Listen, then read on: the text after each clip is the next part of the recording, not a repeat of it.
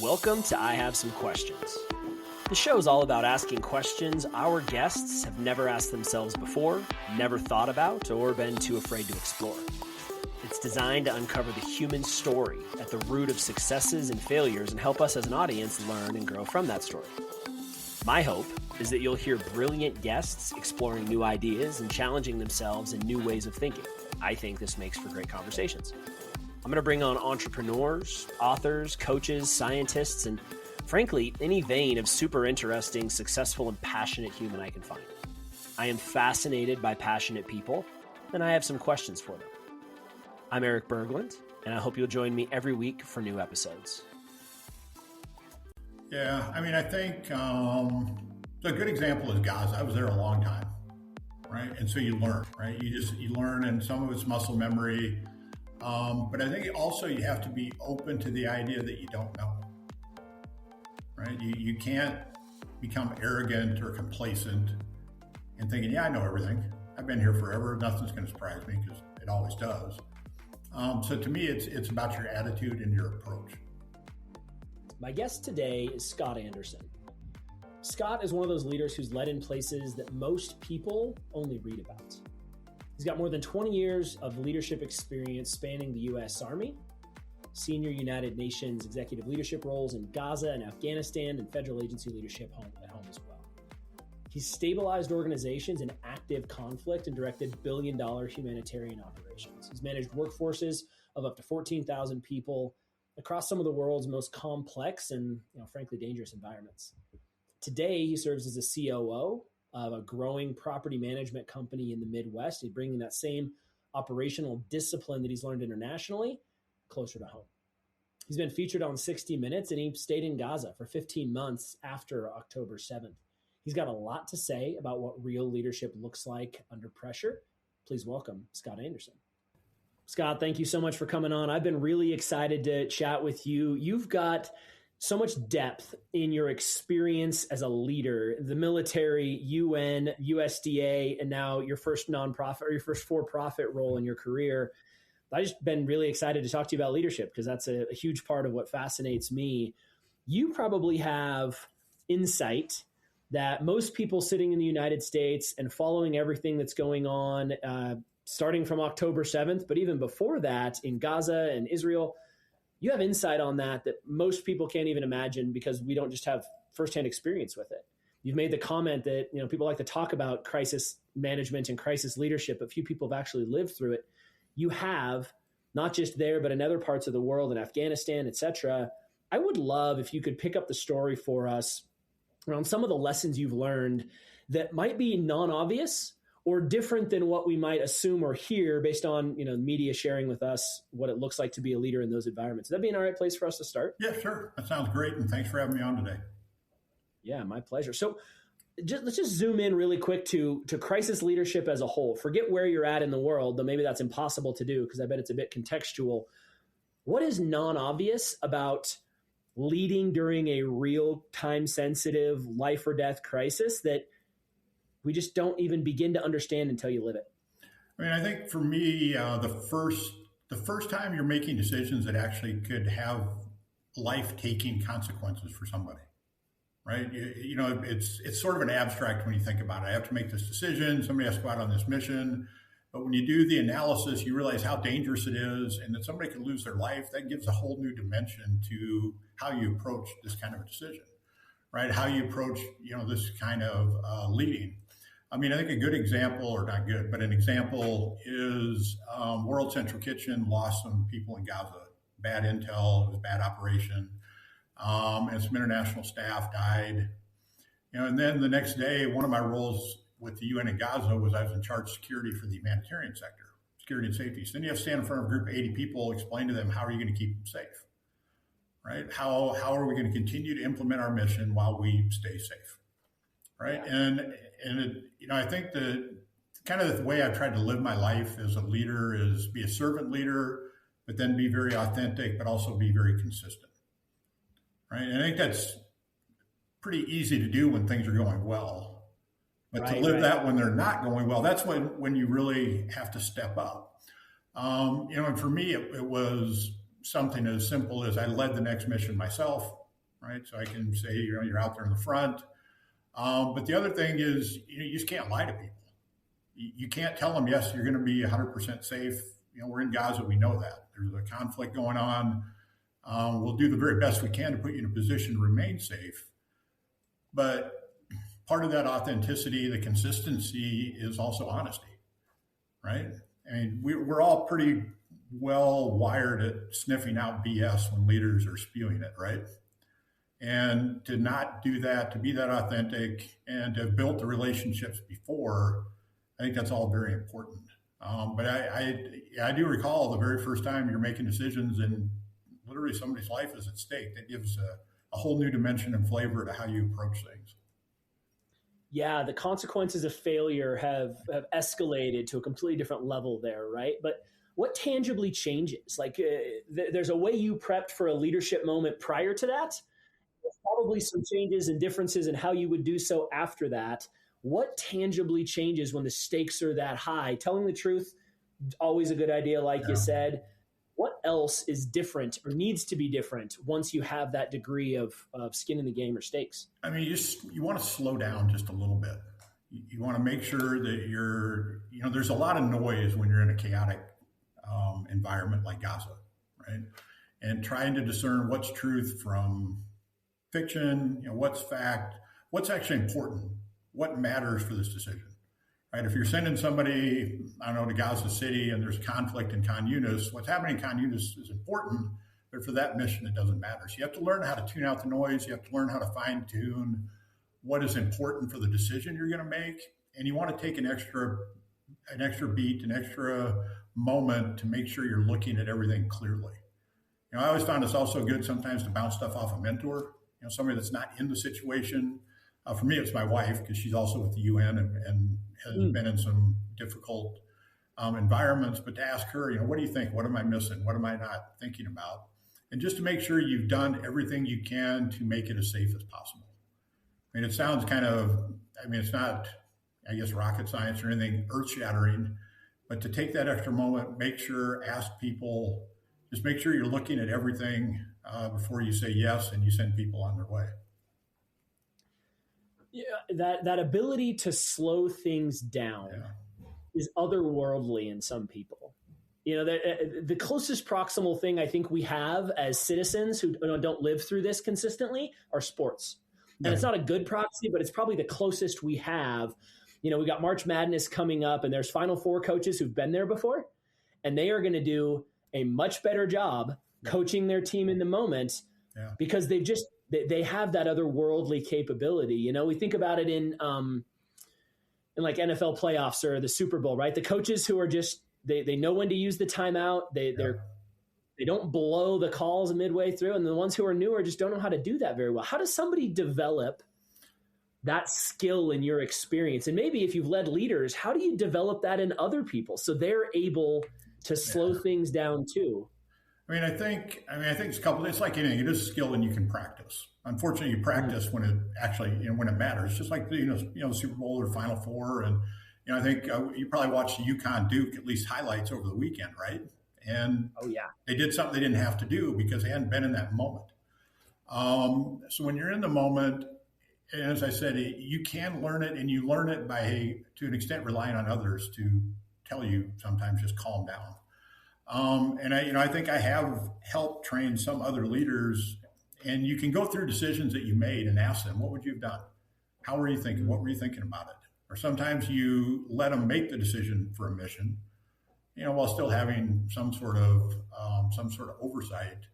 But I think it can be learned, although I think some people just have that as part of their character, right? You've been around them. They're just calmer than the rest of us for whatever reason.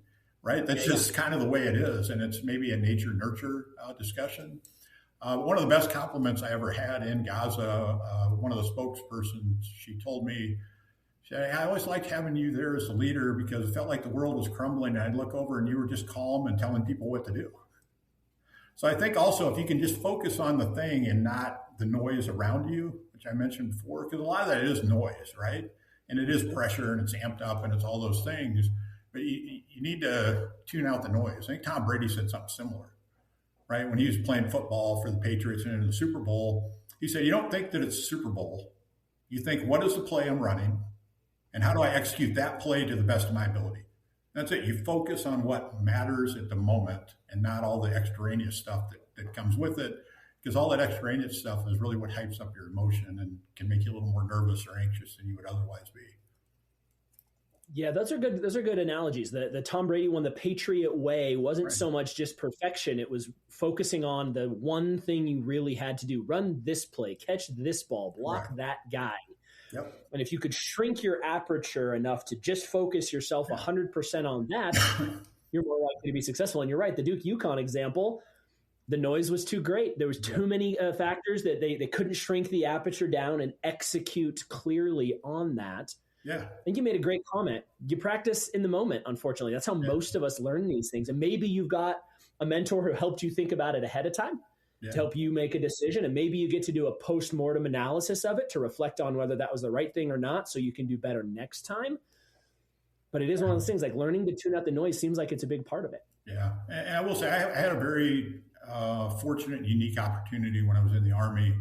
I was what they call an aide-de-camp to the division commander when I was a captain. Right. His name is Major General Hagenbeck, commander of 10th Mountain Division, and we went to Afghanistan. So he took command, I think, in June of 2001, and then September 11th, 2001 happened. So off we go, and it was unique and just, I mean, I can't describe how great the opportunity was, what it meant for me, because I didn't have any decision-making role. My job was to take care of him, run his calendar, make sure everything ran. But I got to sit in all the meetings and listen to how he thought and see how he reacted in those moments. Right? And just having that chair and watching a great leader like he was and the rest of the team he had around him, I mean, it's invaluable. You can't put a price on something like that kind of a learning opportunity. Yeah, and I think that's a really great point. There's something about the osmosis of being around somebody like that, but it probably wasn't just the moments he was in front of other people articulating it. Because you had that role, you probably saw behind the curtain in some of the process that he ran to get to the point where he could show up in that way for those people. Is that fair? Yeah, no, that is 100% fair. And I could ask him, and I would. You know, what were you thinking? I mean, what do you take into consideration as you're doing these kind of things? And he was very gracious always with opening up. And I've had other leaders I've had that opportunity with, both in the military and after. You know, but for him, it was, and this is where I tried to emulate the calm we talked about earlier. He was rock steady. You'd think his heart rate hadn't gone up a beat, nothing, right? But he was inspiring at the same time. So it was, you know, just kind of a remarkable set of characteristics. I think so often, you know, and I mostly view this through the lens of a for-profit corporate world, because that's all I've known, right? But so often we admire somebody from afar. And what we're admiring are the high performance moments that we're witnessing where they're on. But what we're not seeing, we're very rarely exposed to the preparation, the thought process, the due diligence, the consulting, the small group of people that they do trust, the mentors. We don't often see the ingredients to the cake or the cake pop. We don't often see the ingredients in the soup that were concocted and prepped and all those things before. We just see the outcome of it. And I think we miss the story because we don't have that degree of exposure. Yeah, and that's where the real story is, right? Because all that led to the high-performing moment that we see, you see on TV. I had the opportunity when he was in the service and after General Colin Powell to hear him speak, in both kind of instances. And it's just that. You just wish you could follow him around and just soak it up, right? How he thinks, what he looks at, all these kind of things, and the advice that he would have. And there's just really remarkable leaders that I've had the great fortune to come across in my military career and after. And you're right, osmosis is a great way to learn it, especially when you get to peek behind the curtain, as you said, and hear, what are you actually thinking about? What's the process you use? Yeah, I spent most of my career in sales and leading sales people. And, what are the things you can truly see when you lead or are a part of a sales organization? Well, you can see the invoices coming in, and maybe occasionally you're present for a great pitch or a presentation or something, but you really get a very thin slice Yeah. of the reality of what it takes to be a consistently high performing professional salesperson. And I suspect this is true in healthcare, legal, like anything where the stakes are high and the scoreboard is active. You usually don't get visibility on that, either as a participant or as a leader. But what I'm taking away is, from a leadership development standpoint, the more you can give people the opportunity to observe how the soup is made, they can really understand the process that you went through. That's where you have the most potential to shape the way somebody else will handle those situations in the future. How did you do that? How did you do that? You did this in the military and in the UN for 20 years each. How do you manufacture those opportunities for somebody else while serving efficiency in the mission? I mean, I think it's incumbent on leaders to develop who comes next, right? And you have to keep that in mind. And I always tried to do that, whatever role I was. It was a little easier in the UN than it was in the military. In the military, it's kind of set up for who comes next. But in the UN, you can help pick a little bit who comes next.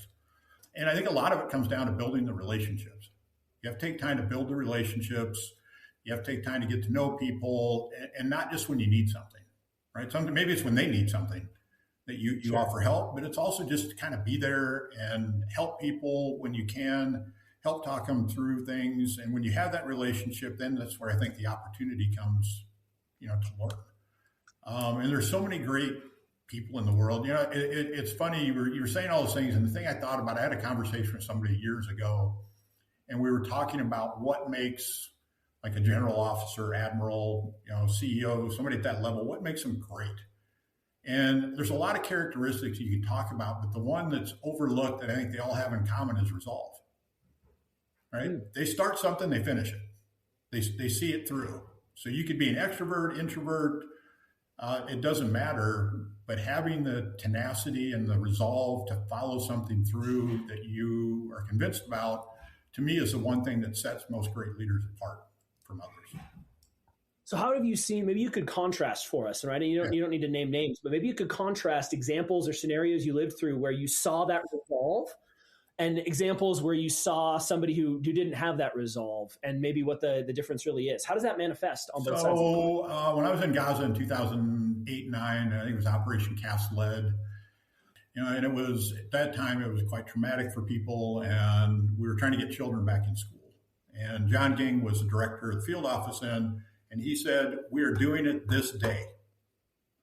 And there was no discussion, and we all worked to do it that day. All right, but he did that personally.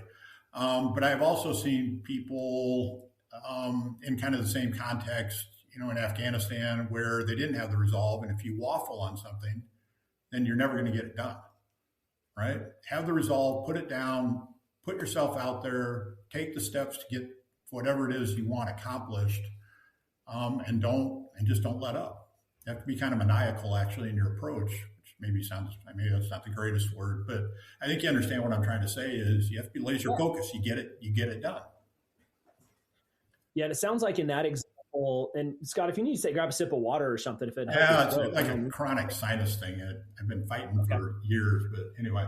Yeah, no worries. Don't let it bug you. But, the act of socializing a deadline is really one of the things you just described that can often lead to a person following through. We know this psychologically, it's in the SMART goals. The goal needs to be shared as the number one thing. So that's valuable there. But what does it look like when somebody doesn't have that resolve? You, again, in high stakes environments, there's a higher consequence there. Is that common, or is it as common as it is in corporate, or is it sadly more common than you would think? Because,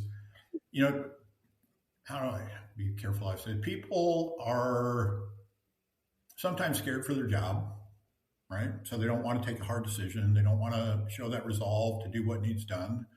Sometimes they're just out of their depth and they don't want to ask for help, right? To me, that's the scariest situation, by the way, when they think they know and they actually don't know. And then what happens is it leads to ambiguity on the ground, right? And somebody else has to step in and deliver that resolve. And then that creates leadership challenges because you have the leader who's supposed to be making a decision, doing whatever, but since they're kind of waffling, you have somebody else trying to step into the void that may or may not have the authority to do so and may or may not have the relationships necessary to make it happen. And to me, that ambiguity comes from a lack of consistency, authenticity, resolve. And people smell that, and then they get nervous. Like, if he's not sure what we're doing, how can I be sure what we're doing? Right.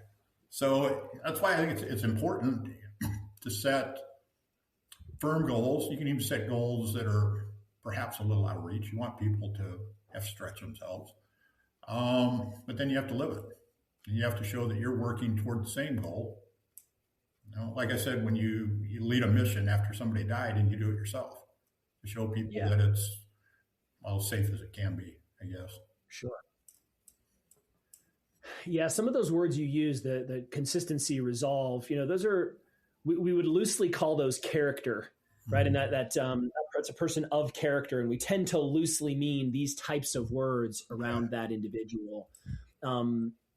It's helpful to maybe put some of the more specific terms to it. I really like the way you described that. So let's zoom out a little bit, right? We've been talking about how leadership shows up in high stakes environments.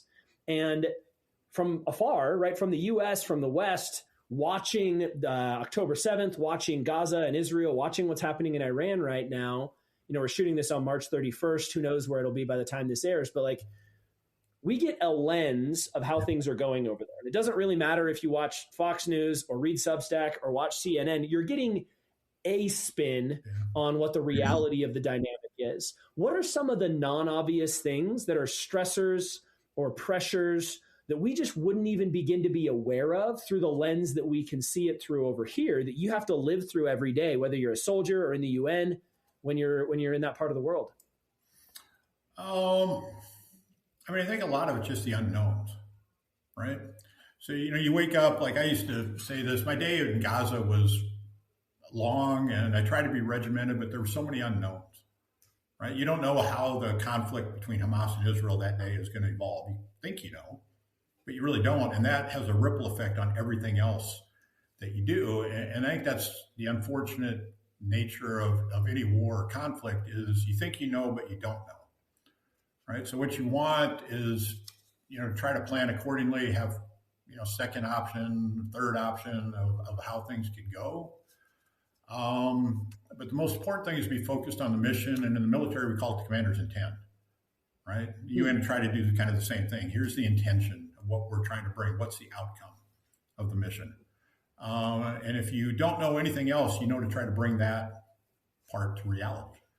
So I think, for me, it was just that. It was just the unknowns. And what do we say? You have known unknowns and unknown unknowns, right? Colin Powell quote is coming through, right? Yeah. It gets mocked, but it's real. It's real. It's true. And the known unknowns are a little easier to deal with because you at least sort of know what you're looking for. The unknown unknowns are hard because that's a blind spot. And that's where you need help from others to make sure you're trying to take everything into consideration. And even I've have as much time interacting with the Israeli army probably as anybody from the UN. They're some of my very best friends in the world. I pray for them every night now that they spend a lot of time in shelters and that their families are safe and that this conflict with Iran ends soon. But at the end of the day, we're all human beings, right? The army is not this monolithic thing that has one thought and that's how they all react.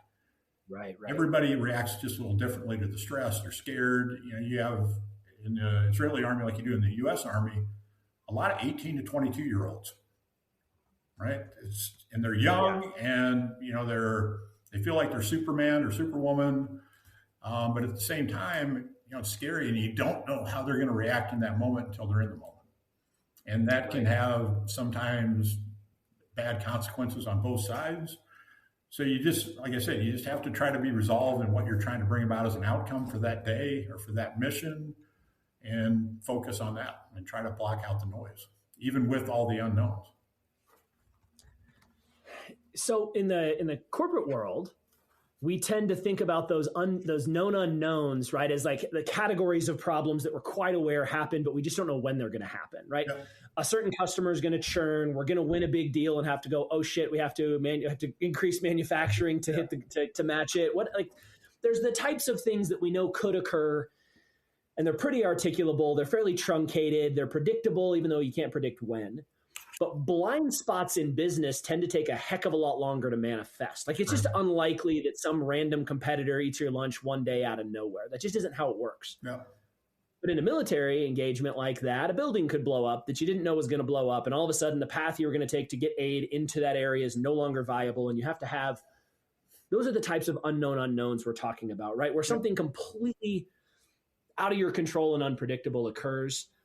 How do you try to truncate the way you think about those? Like, how do you try to plan for the unplannable the best you can in those types of situations where the geography the landscape can literally change on you mid-mission? I mean, a lot of it is muscle memory, right? In the military, you train a lot, like how do you react to an ambush? How do you react to this? And you do it so much that you don't even think about it. You just react, and you react correctly. In the Iraq conflict in 2003, I have a friend who was a Marine tank commander for a battalion. He was a battalion commander of a tank unit. And they had a lot of these kind of unknowns where things just randomly blow up on the side of wherever they were, right? So then they reacted they started putting rounds and things that could hold any sort of explosives. So you remove that part from the battlefield. So then that unknown has kind of gone away. I think you just try to deal with them one at a time. You can't deal with all of them. So you plan for, some of the ones you can. Like suicide bombers and checkpoints wasn't really a thing until Iraq, right?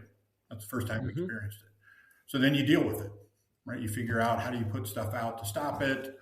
So it's those kind of things. I mean, I think once we know, then you can really resolve it. But until then, you just practice a response to an unknown situation, so that people willingly run into gunfire, because that's not something you normally do. You just don't think about it, you just do it. How much did, use that term muscle memory, which I think is a phenomenal way to think about all of the skills that we deploy, whether you're in the private world, nonprofit, military, whatever it might be.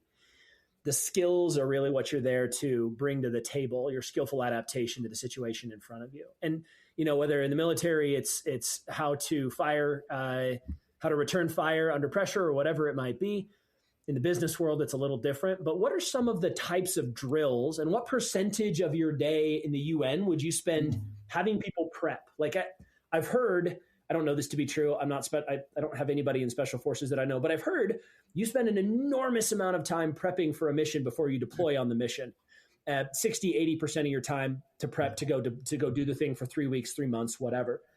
That obviously falls apart in the real world, the civilian world, because we can't spend that amount of time prepping. But in the UN, how much would you spend prepping for something before deploying on that mission? Trying to think of a good way to quantify it. So let's say a mission was 10 hours, just for the sake of argument. Whatever it was in Gaza, it was a 10-hour mission. At least half that time would go into planning and pre-briefs and doing stuff. Here's what we're going to do, because like if you're going from South Gaza to North Gaza, you have to cross a checkpoint at Wadi Gaza that the IDF had set up. And you can't just roll up to a checkpoint, right? You have to coordinate, you have to do all these things, and stuff can happen, right? Because the IDF were there was a lot of conflict as well, because then Hamas would try to go where they were. So we'd spend a lot of time planning, and then on the day of the mission, you'd have like a security briefing. You talk through the mission, you talk through who's going to do what if something happens, and you rehearse it all, right? One of the challenges that we found is that there were often the remains of humans around the checkpoint, because they'd get caught in whatever conflict or whatever had happened. And you ran through that too, right? Because you had to make sure if you're going to collect the remains, they're not booby-trapped. So there's a lot that goes into all, you have to think of all these things, right? Wow. So you walk through all this, and then, everybody has a role, and you let them play the role. Like I would be convoy commander, but you had a security advisor, and if you didn't listen to the security advisor, you were a pretty poor convoy commander, for example. But we put a lot of time and prep into what we were trying to do, because I felt like, as did the other leaders that were there with me, that was the best way to keep people safe, to remove as much ambiguity from the mission and the preparation as you could. Yeah. So there seems to be this correlation that exists, and this exists across, it sure seems to be any given organization, that the higher the stakes of failure, the more preparation that goes into it. Mm-hmm. This seems to be true for special forces. This seems to be true for the military, for the UN. 5 hours to prep for a 10-hour mission. Like that's right. That's effectively a third of the time you'd be spending of the 15 hours is preparation. Sports are another great example of that, right? The reason like you play on Sunday, but you sure spend 5 of those 7 days beforehand practicing, drilling, watching tape, whatever. That all breaks down when you get over into corporate America. And it's wild to me. It's always been wild to me. Again, I led a sales team, right? And I came from a background where we role played things. And you just practiced to get the muscle memory in a safe environment before you went out there to try and close a deal with a live lead. And not doing that felt bananas to me. But then I entered professional selling, and was so foreign in the organizations that I worked with that it was frankly a large organizational lift to get people to even try to do it. Ironically, I now run companies that primarily do that. But what has it been like for you adapting from a mindset of 30% of our time should be prep into corporate America? How has that worked into the business you're in now, the industry, the team, all those things? So in some ways it's been seamless. In other ways it's been an adjustment. The seamless part is that, I think that a lot of the leadership characteristics or leadership approaches that I had in the military or the UN still work here. It's about relationships, about influence, explain why, maybe how sometimes. But yeah, I don't. So like if I was in the Army and we were going to give a presentation, say to the division commander, a week out, you'd be pretty much locked in and you're rehearsing and you're going through it, where are the weaknesses. So we were doing something for an investor, and the night before it wasn't quite done. I'm like, you guys are going to give me hives. I can't do this. Yeah, right. But it was fine. And they got it all together and it worked. But our founder, has seen some of that as an area we can improve. So like, I don't know if you ever heard of the Arbinger Institute, the outward mindset. We've done all that here with the company. The CEO, Josh, and I trained every staff member on that. And we have done some of that stuff. We have portfolio execs, we call them, that do work with investors. And we get them in a room, we give them scenarios, say, all right, how are you going to explain this? Walk me through it. What's your thought process? And I think that's helpful. And and it's not nearly as much prep as I did in the Army or the UN, but it makes me feel more comfortable to know that we're trying to approach things the same way. But you're right. There's not a lot of thought goes into that kind of an investment all the time. Well, it sounds like you've landed in a place where that's appreciated and valued, which makes it well aligned for you and probably for them as well. And to be fair, it probably shouldn't be the same degree. Again, there's a correlation between the amount of prep to the stakes. Yep. If someone's life's at risk, you should be prepping more than if you just might lose a deal. Like, not that that's not important. It's just a different degree of preparation that should go into it. Yep. But going from zero practice to one practice on its own is often difficult for an organization. And prepping the night before for a big pitch, to your point, might have been pretty stressful the first few times you had to go through it. And the Arbinger Institute, we do like an hour a month with each exec and just walk through. Because different stuff happens, and just say, all right, how are we going to think about this? How big is that team that you lead now? So we have 140 total in the company, and I have like 7 direct reports, something like that. Cool. Yeah, that's a good cultural adaptation. Add to them. Like I got to tell you, I saw it on your prep form you sent over to me. If I had to make a list of the books that have changed my life, I could sit down and write them out, right? And there's 5 to 10 that have truly impacted me over the course of my life. And the book at the very top of the list that I was fortunate enough to be exposed to when I was 22 years old was Leadership and Self-Deception. Yep. And that concept of the box, being aware of it, building organizations and teams that are aware of it and able to tactically take action to engage with themselves and others outside of the box was enormously impactful on me at a young age. And it was cool to see that come across, that's been impactful for you as well. When did you get exposed to that? Was that part of military or when did that happen? Since I came here. So really? That's all. So that whole structure is relatively new. And it's so funny. You'll appreciate it. It gave me like a whole new vocabulary to explain things I didn't even know I was missing, and a whole different approach. And it's and the tools that they developed, and I'm a huge fan. And then the thing that really struck it for me, not to go too far down this rabbit hole, was the collusion approach. And then you see it everywhere. You can't unsee it. It's the problem, right? Yeah, there's some things like that. The one that always jumps out to me is actually, before I share my example, maybe you could, since this is all brand new to you, the audience may not know what the heck we're talking about. Maybe you could share, like, what's the Arbinger Institute? What are the books we're talking about? Maybe set the stage a little. It's about implementing what they call an outward mindset, which it's, the premise is so simple in words, but so hard to actually implement. And in essence, we are focused either outward or inward. Most of us start inward, and trying to see people as people and not as what vehicles, objects, or irrelevancies, right? And it's that simple. But to actually do that, you find yourself thinking of people less as people, but as somebody to get something done for you, or somebody in your way, or just not worth your effort, to give the three different examples. But by thinking of people as people, it becomes much easier to get things done. It's about building relationships and building influence. And for me, like I said, it was quite remarkable. And I've really enjoyed the exposure to it, and then trying to live it every day. And my wife and I have a wonderful relationship. I love her dearly, but it helped with the communication, just to think differently about how you're approaching something. I think that's a great description of it. And to your point, it's easy to say the words, living them is what's very difficult, because, and this is true for everything we've been talking about. The ability to know how to do something is different from your ability to know how to do it under stress. Yeah. And sure, the stresses that you live through in the military, the UN versus corporate America are different. But at the end of the day, your behavior is still affected dramatically by the stresses that you feel, and all the known best practices that you have go out the window. Mike Tyson said the best plan goes out the window as soon as you get punched in the face. Like, that's right. You just don't know who the heck you are until you're under stress. And the insights that the Arbinger Institute has brought to this inward versus outward perspective are great. And so are some of the tactical examples and tools they provide. You mentioned that there was one that stood out to you, the collusion one. Do you want to share what that is? Yeah, sure. So essentially it's 4 boxes, and you can map out disagreements with people, right? And I think what they do is the first box. So they may, do something.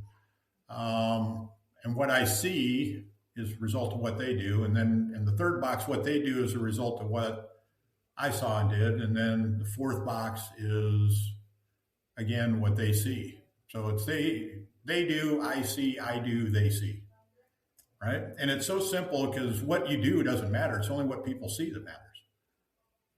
And it really struck me at the moment when we were in Utah at the Arbinger Institute, and he's explaining this, and I could see in my head a reel of movies throughout my life of where this had happened, and I didn't even realize it was happening. Oh, I bet. It was just like the light bulb was like, oh my gosh, this is amazing. But then once you figure out you're in a collusion with somebody, it also helps you resolve it. Right? Yeah. Being aware of how you're showing up and being able to see yourself through the lens of the other person's eyes in the moment, in context, it's kind of a heady thing. I mean, some of the examples that really struck to me are those highly personal things that people go through that dramatically impact how they show up at work. Correct. And you don't know what somebody's living through in the moment. And I lived through this, for example. I got promoted to be a leader of a sales team before I had kids. And I have this team of 16 human beings, half of whom have young children, a couple who have older children, and some are like me, naive as hell, don't have a clue what it means. Yeah. Prior to having children, it is nearly impossible to have any sort of experiential empathy for the dynamic of a dad whose daughters woke up 3 times that night, and they are just gassed in the morning, and they're just not present in the way they usually are. And your ability to show up in a way that recognizes that human in that moment and expect the same things of them as you would if they were fresh and recharged because they had a great night's sleep is just, you can't do it until you have children, or until you learn a perspective like this collusion, let's try to see how they see me showing up right now, because they're going through something in their real life and they're at this job for their real life, not the other way around. And that mindset is so hard to do in this storm. It's so hard to do when you've got KPIs to meet or whatever it is. But the tools that they provide, like that collusion box, is a great one. Yeah. And I think the other thing that really resonated with me is to truly change behavior, you have to change mindset, Mm. right? Because behavior just will go back and forth. But if you change mindset, Behavior is behavior follows. downstream of mindset. What's that? Behavior is downstream of mindset. Correct. Correct. So change behavior, change mindset, you'll change behavior forever. You don't have to adjust it again. The example that frequently resurfaces for me from at least from the leadership and self-deception book is the example where I don't remember exactly how they phrase it, but it's this concept that if you're going to lead somebody, you really need to create environments where it's possible for them to win. And you have to be able to recognize when you're sabotaging their ability to win out of whatever other motivation. And the example they use in the book are these two parents who have a teenage boy who consistently misses his curfew. And the parents are just livid about it. They're frustrated. He's making his curfew. We're so frustrated. We're going to take his keys away. You know what? He misses his curfew again. We're taking his keys away. And there's almost this camaraderie of, screw that guy. We're going to win in this way, right? They formed a team against the other individual, which in this case is their teenage boy. And so the example in the book goes to the mom and dad. They have this conversation like, you know what? We're going to tell him this. If he can't make his curfew today, he's losing his keys. We're so tired of it. We're drawing a line. And they go tell the son, hey, look, you missed curfew tonight, 11 p.m. You're home 11:01. Your keys are gone, man. You're losing all your privileges. And the kid hears them, goes out, and man, they're stewing all night long. It's 10 p.m. and they're like, oh man, I bet he's going to miss it. And it's 10:15 and they're like, can't believe he's not here yet. It's 10:30. They're just ramping themselves up on the other team. It's 10:40. They're planning the words they're going to say for the conflict to just tear into him. It's 10:50 and they are just beyond themselves. And it's 10:58 and they're like, this kid is just about to lose it. And the kid rolls in at 10:59. He walks in the door on time and says, I did it, Mom. And all Mom says is, well, you're cutting it awfully close, aren't you? Yeah. The inability to allow somebody else to win is so rampant. And we all do it, right? I have kids.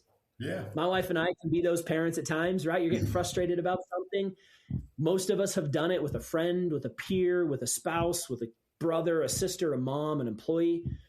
And really the ability to identify when you're sabotaging the other person's ability to get you what you want. Because that kid was trying to get them what they wanted. That just sticks with me, man. I've been deeply impacted by examples like that in a lot of different situations. Yeah.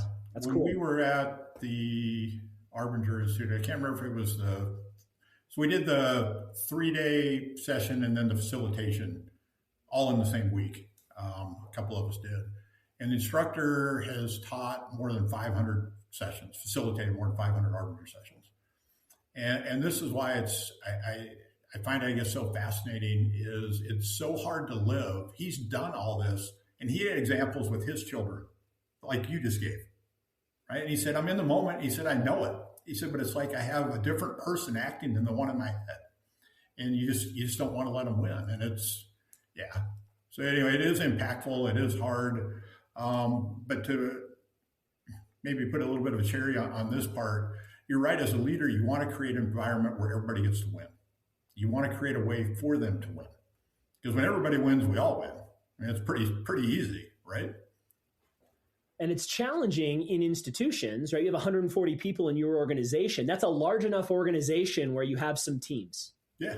Right. Yeah. And most companies get to a size where you begin to experience some degree, intentional or otherwise, of siloing, of the teams are formed where and again, I saw this mostly through the lens of sales. You know who sales really likes to see lose all the time? This is so stupid. It's like, it's the cutting off the hand despite the, cutting off the nose despite the face. Whatever it is. Thing, yeah. You know who sales loves to see lose is marketing. And you know who marketing loves to see lose is sales. And that is so misaligned, but it's like if marketing does something dumb, I'm not on the hook for the way we failed. Sales, they didn't give me good enough leads. And if sales can't close the leads we want, it's not our fault. And that tension is so real in most organizations. And that's just the one I lived through. When in reality, both organizations need each other to survive. We're so inside the box in the terminology of the Arbinger Institute that you can't really see how dangerous and damning that is. Yeah. What should be symbiotic is instead confrontational. Yeah, absolutely. Well, that's cool. You and your team have embraced that. I suspect it's led to some cool changes. Maybe how has it gone? Like, how is that's a lot of organizational change if it's only been in the last 6 months. Like, how's it gone implemented? Yeah, so we just finished training in February. Actually, we did our last kind of large group. And frankly, that was the easy part. Now the hard part's living it every day and operationalizing it and all that. So it's a work in progress, but I see positive results, sort of viewable behavior, if you will. It's not like you can make outward mindset a SMART goal, right? It's not. Yeah. It doesn't work. So it's an observable behavior, and you just try to see it. And how do people, because you can see somebody's in collusion and they can't. How do they use the tools to get through it? But I'm very excited to where I think this can take us culturally as a company. I'm excited for the journey. We want to make this a great place for everybody to work. I'm excited to come in every day. Yeah. Well, I'm excited to hear that they've invested in the organization in that way. And to your point, I bet you reflect. You can tell yourself the stories of, oh yeah, that was exactly what was happening at this time at the UN or in the Army or USDA, whatever it might have been. Yep. A lot of times organizations, corporations find a lot of value in recruiting ex-leaders who come from that background, right? Some of the best guys on my sales teams, they flew helicopters for the Army for 20 years, and then they flew a desk for 10 years and retired to being an officer and, came into sales, for example. What have you found to be some of the skills that really have carried over incredibly well that are so valuable to corporations? I don't mean just for you to toot your own horn here, but at the same time, you know it better than anybody. Yeah. What are the skills that have translated really well for you? I think there's a variety of things. I think that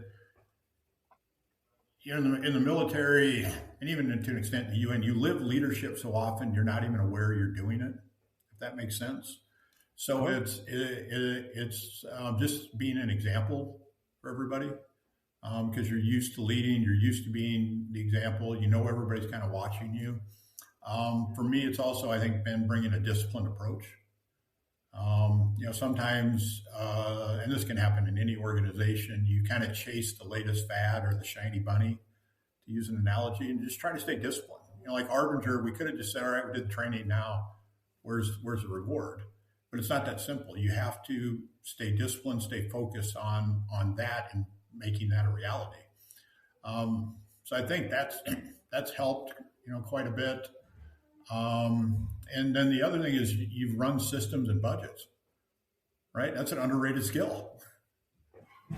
Understanding how budgets work, understanding how systems work, how people work, and then leading leaders is also, I think, a little understated.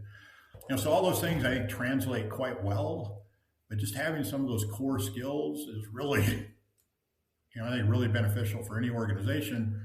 And the best part is you don't have to train it. The U.S. has already done it for you.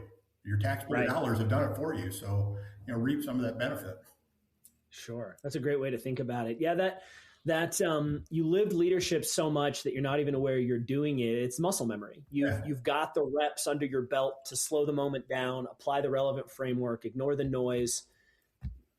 And if you've led leaders, that's probably even more valuable to translate over. You mentioned something actually in the prep form you sent over to me, the questionnaire you sent over to me. There's never been a time where the shiny opportunity to find something new and exciting and then not be disciplined enough to execute it. It's never been easier than today with AI, Claude Code, LLMs, all the tools for that to be the case. What have you found to be some of the effective ways to apply discipline to the consideration of tools and shiny technologies now that you're over on the private side where you have to consider that stuff regularly as a COO? Yeah, I think it's,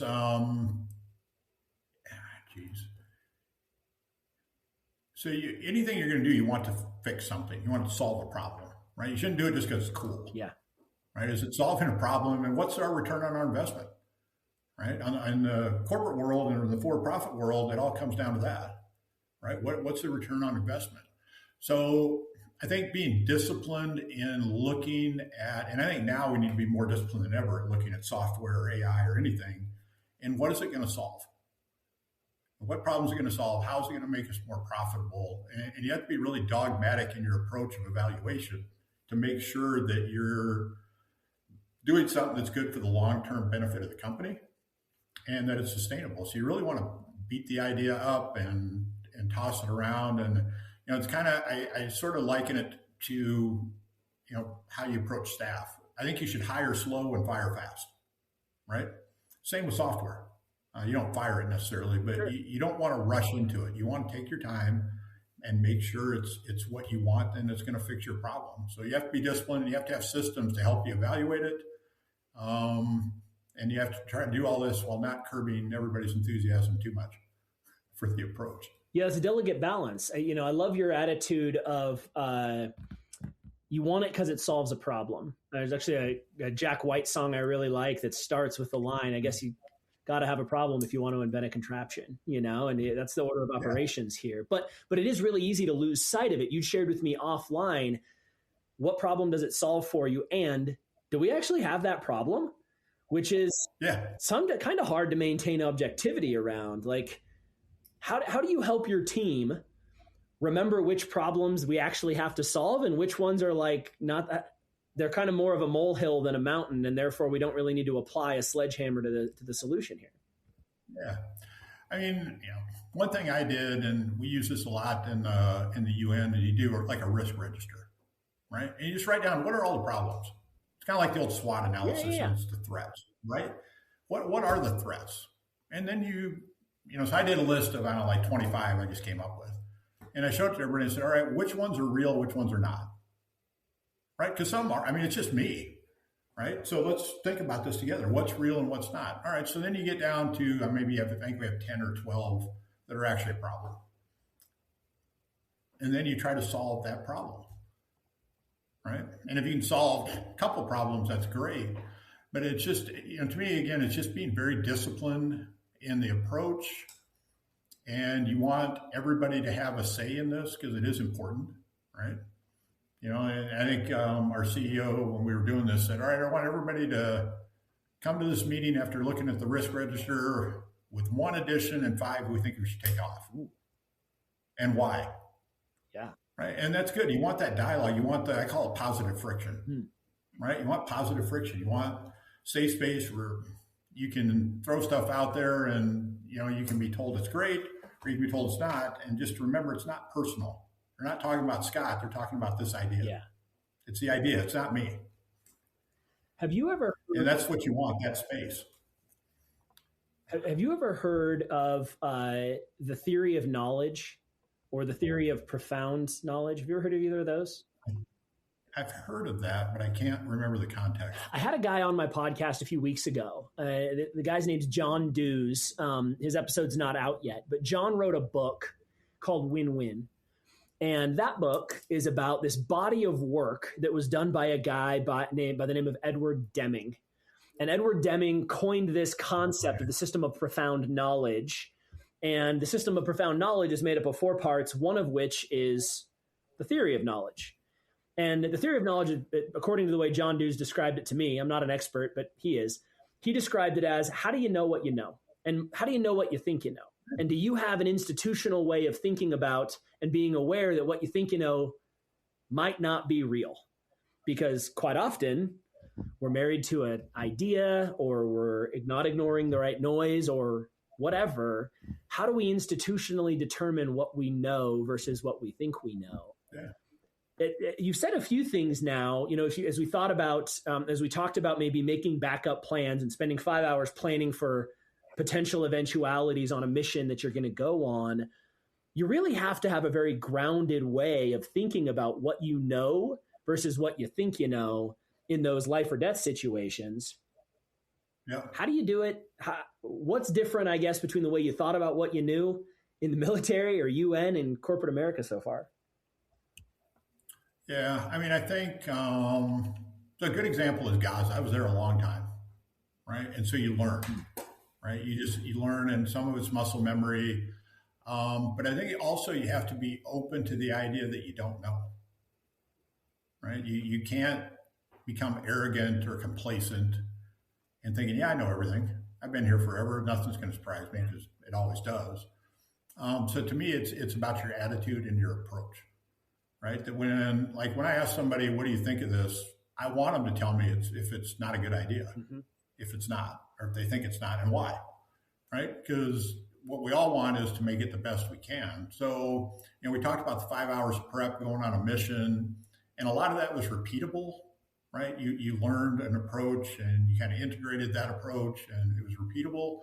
But you always want to ask questions. What are we not thinking of? Mm. You always ask that, like the insecurity brief. I'd ask people, all right, you heard all that. What questions do you have? What have we not told you about? And I want that feedback. I genuinely want the feedback. And I tell everybody that here where I work, myself, CEO, both, if we're not doing something right, please come and tell me. Really, please come and tell me.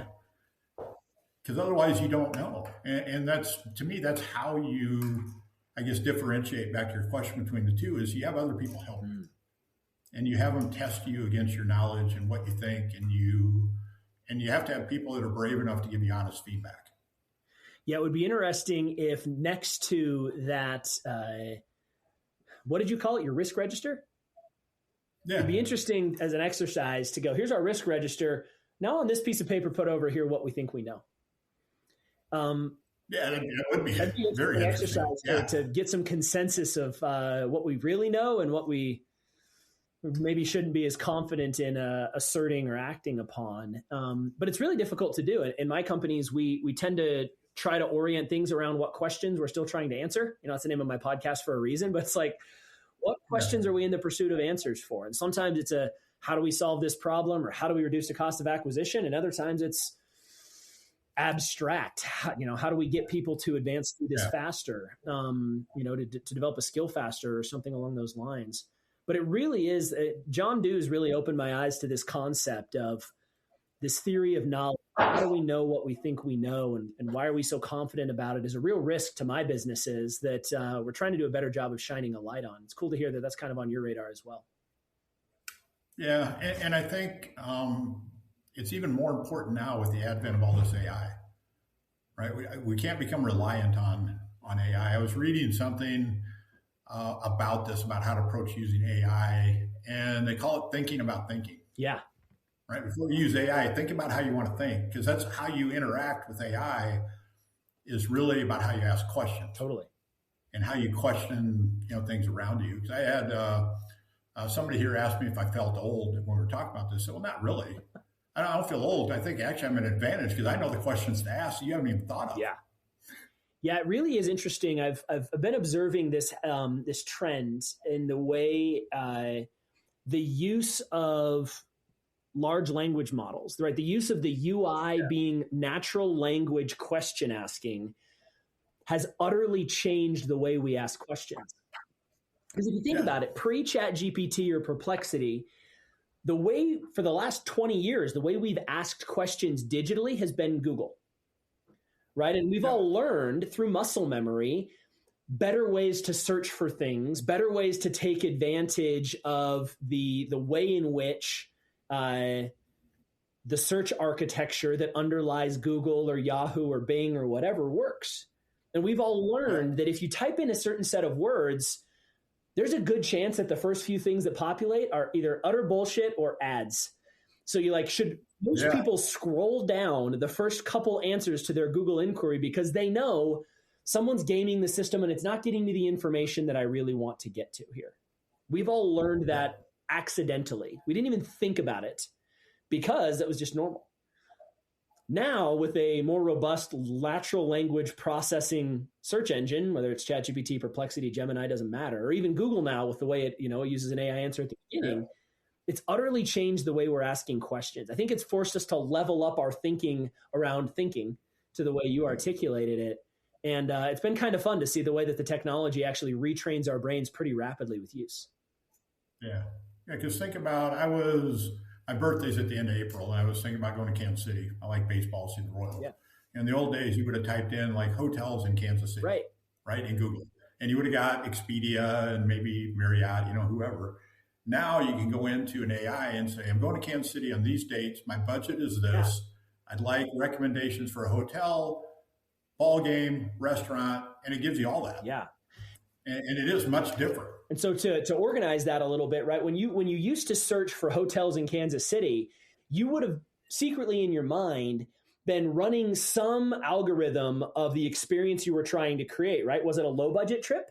Am I on a boys trip with my buddies and I want to be close to bars and entertainment and music? Am I going with my wife? So I want something that's a little bit higher class because it's about the experience to get, like, you would have secretly been running this. Google would not know anything about that stuff. You would have had to have this secondary filter to process the knowledge you were given. And now that secondary filter is now upstream. And you're able to actually force yourself to think, dang, what experience am I looking for? What is my budget? You know what? Yeah. And by leveling up that thinking, you're orienting more towards the real purpose of the experience you're trying to create rather than the information transfer so that you can get to that process. I think it's fascinating. But we have to, as business leaders, to your point, be pretty thoughtful about how our people are using these things and the tools that are invented on top of them. What are some of the technologies or applications you found helpful, either on the investor side or on the leadership side or operations side for your business? I mean, I think, there's like you said, there's a whole bunch of different AIs. Company uses ChatGPT and Claude, and I think they're great in helping to polish writing. But I think where people fall down is they use them to do writing, right? Because I want it to sound like me. I don't want it to sound like, whatever, Claude or ChatGPT or whatever. But where it is, I think, particularly useful is crunching data for investors, right? It can crunch, and you can just let it run. Yeah. Give it this problem, and it'll just keep clicking away, and it'll do it. So I think it's good for like the first 95% on those things, but then you need somebody to look at it. Yeah. Right. And it's the thinking about thinking part. So you set up the query correctly to have it run, but then you have to know what to look for afterwards, because it's not infallible any more than human beings are infallible. Yeah, you're in an industry where that I think it's really useful. I'm sorry, go ahead. No, I didn't mean to cut you off either. I was going to say you're in an industry where that data analysis piece could be a superpower or a really rapid descent into terrible decision making. And we've really charted this out and thought a lot about it over here. There's really 4 common applications of AI right now for business. You mentioned one, content creation, right? Which to some degree is creating a lot of content slop that people are just, because you can say anything you do, and it really requires a different level of editing or QA, QC or thoughtfulness to use that effectively for content. But it is possible, and it can and probably will get really powerful. Data analysis is the second. And data analysis is one where if you can set the query up correctly and really make sure that it's shaping the use of that analysis effectively, you can tell a really powerful story with your data. You could also come to some terrible conclusions if you're not careful around it. And it used to be that in order to compile all that data, you would have to be intimately familiar with it, right? You would have had to pore over the spreadsheets or the K1s or whatever to really identify the meaningful things.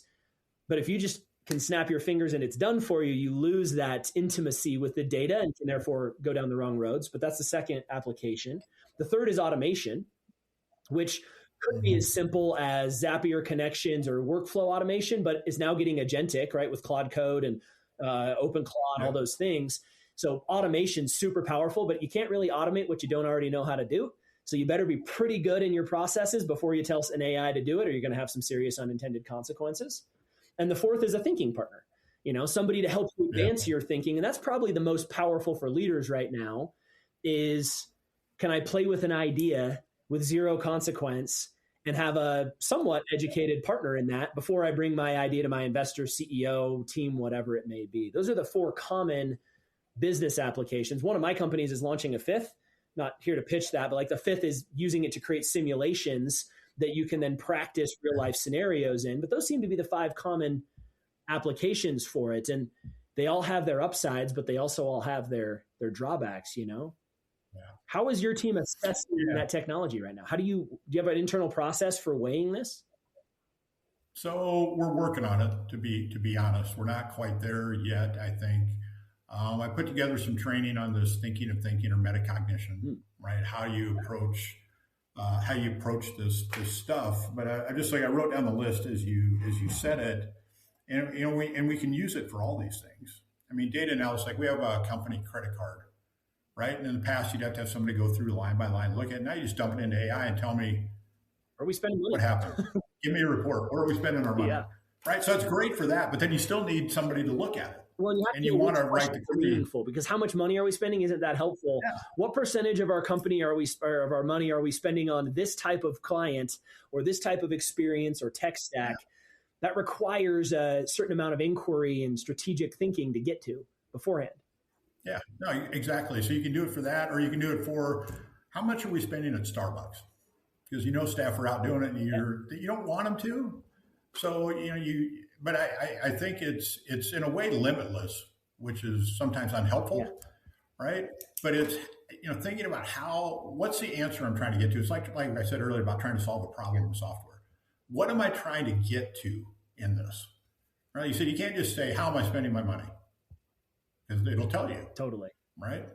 Yeah. Right. But then it's, so if I have $1,000, say I'm spending $1,000, how much of that is on maintenance at the property? How much of that is on stuff that actually impacts the business in terms of return on investment? Yeah. And how much is not? Where are we doubling up on subscriptions? That was the one that really helped with that. Sure. Right? Because we have like a corporate one, and then some people have their own. Well, they don't need their own. We're paying for a corporate one. So it's useful, but you have to know what to ask it. Totally. To the point of the conversation, right? I think right now, most companies, and we have a lot of different insights into this based on what we do in our organization. The very best companies are applying these technologies and using them as a forcing function to level up the thinking, like you just said, to really enhance their theory of knowledge in their business, to get better at pulling the event they really want at the baseball game to the top of the query, so that they're focused on the mission, the objective, the outcome, and they don't lose sight of it in the complex process that it typically takes to produce an outcome in a business environment.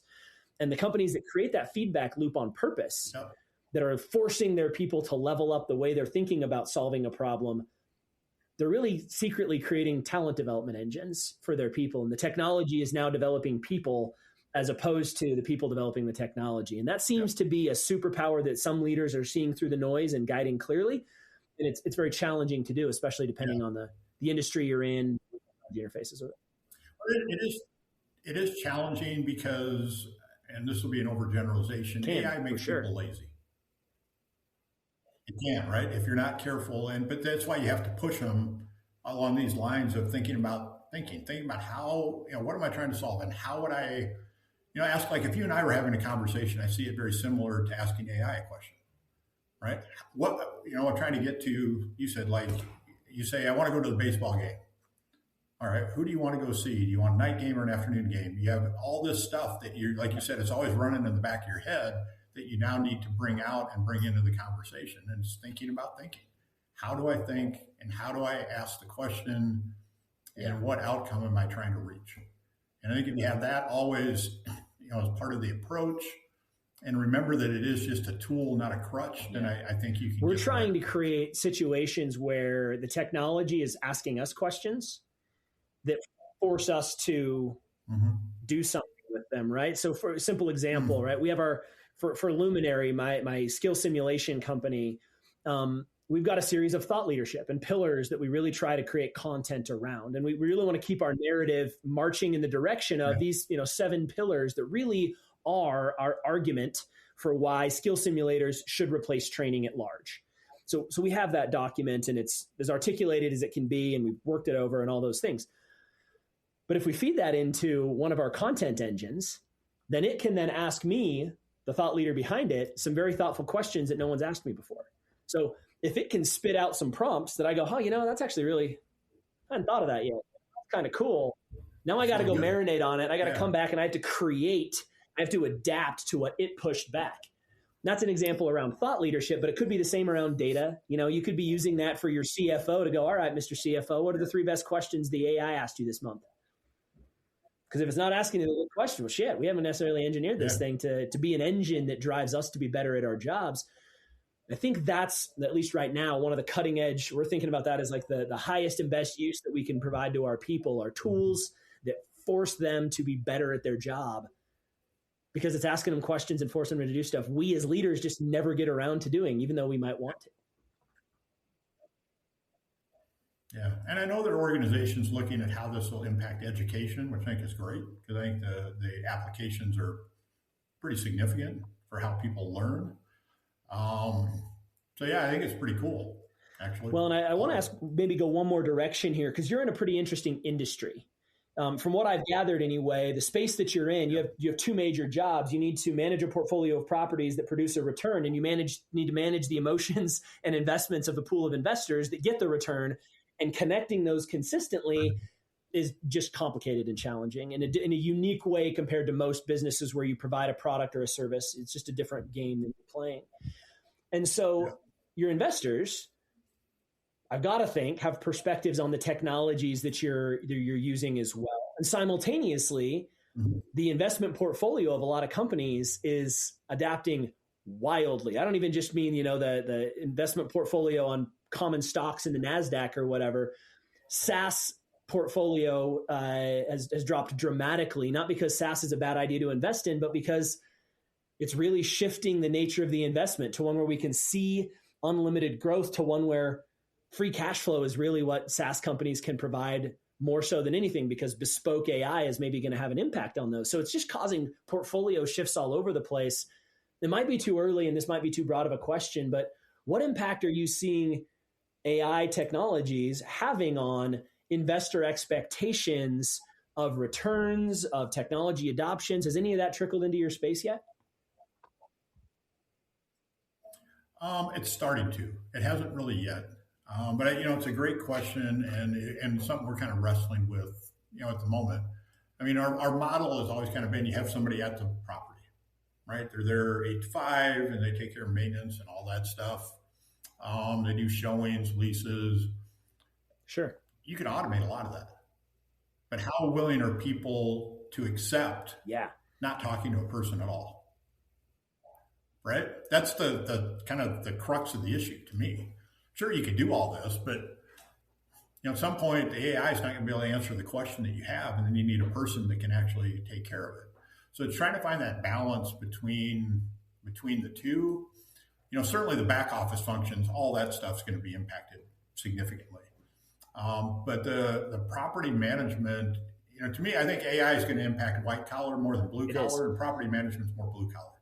Yeah. You My got somebody hunch there. right now, and obviously I'm not an investment advisor. I have zero skin in the game regarding any of this, so I can give that. But my perspective right now, because we work with a lot of blue collar industries, and what we're seeing in the restoration industry, in the trades, is that the value of those executions is going up in the eyes of investors, right? A private equity group looks at blue collar, real human to human, service-based businesses that produce consistent cash flows, increasing in value relative to technology in a way that it hasn't really changed for quite a while, because you do still need a human. I'll give you an example. I got in a car accident last week. I shouldn't say it that way. Somebody got me in a car accident last week. Like, that happened. My car got totaled. Everybody walked away fine, fortunately. Best way it could possibly have gone. But through the automation process of the insurance company that we're working with, I have been extremely frustrated with their desire to adopt technology for efficiency and margins, rather than getting a human on the phone with me on a day where things went pretty bad. And if you're going to interact with your auto insurance company, or you're going to interact with your homeowner, it probably is only going to be around one of those moments where something went wrong. And you really want a human to human, skillful, emotionally validating, helpful person on the other line who says, "I'm so sorry your toilet broke. I know that's frustrating with 2 kids. We're going to get somebody out there as soon as we can." You want that way more than you want an automated text message telling you someone's on the way. Maybe you want both. But I really think there is a balance, and those human-to-human industries are going to see an increase in the value of what they do as it becomes easier and easier for automation to wash out the human touch. Yeah, I agree. It's now my son's becoming an electrician, and he asked me what I thought about Brilliant. it. I said, yes.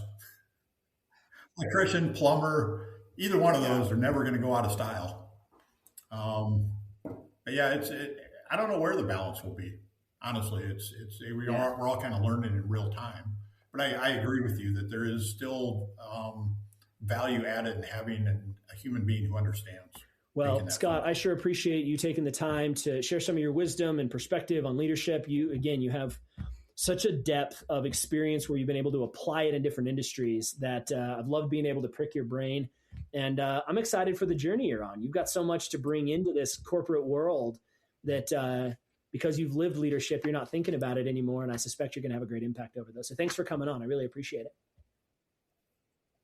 If somebody wants to connect with you somehow, what's the best way for them to reach out to you or your company? So the company is RPM Express in Sioux Falls, South Dakota. Scott.Anderson@expressrpm.com. Otherwise, the only social media I'm on is LinkedIn. So you can also find me there. Well, we'll put a link to the website, link to your LinkedIn profile in the show notes. And thanks everybody for joining. We'll see you next week. Thanks for joining us this week. Don't forget to take a second and subscribe.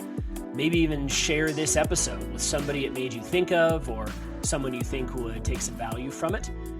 This show is all about uncovering the brilliance and humanity of high performers. And whether those performers have a massive following or a podcast or a book, or they're a business owner, or they're buried somewhere in a corporation, or maybe they're a nonprofit leader, or they don't necessarily have to have a title.